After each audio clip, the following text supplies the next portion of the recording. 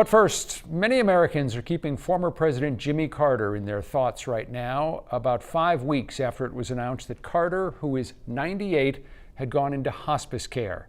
President Carter visited Maine several times before, during, and after he was presidency. That included a memorable 1978 visit to Bangor.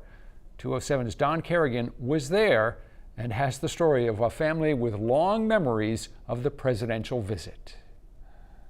It's a typical, neat East Side Bangor home, except for the little bronze plaque on the door, a reminder that 45 years ago, I don't know what their decision will be when it's recommended to me. When President Jimmy Carter came to town, he spent the night in this house on Maple Street with the Murray family. So the fact that he was coming to Maine at all was exciting, but to Bangor specifically, and to our house was just a little mind-blowing. Winnie Murray Higgins was 22 that February, recently married.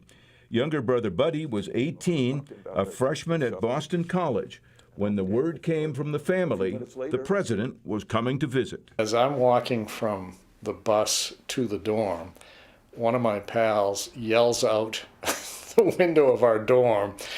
He opens the window, this is February, and he yelled out, I'll never forget, he yelled out, and the President of the United States will be staying at the Murray home this weekend. I mean, Mom was all abuzz about what she was going to feed him. That was a big pressing issue at the time. Older brother Frank was at Catholic Seminary in Washington.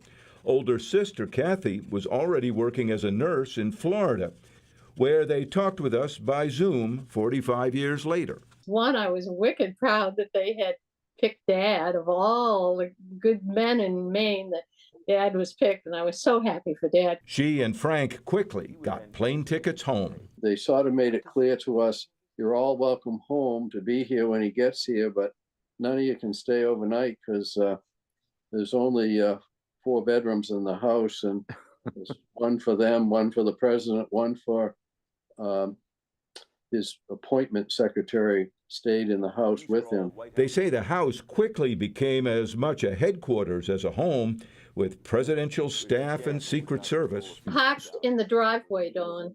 They put a Winnebago in the backyard, and they worked out of the Winnebago. President Carter landed on a Friday and held a town hall meeting at a packed Bangor auditorium. But I can't promise you at this point that I'll keep Loring Air Force Base open at its present full strength.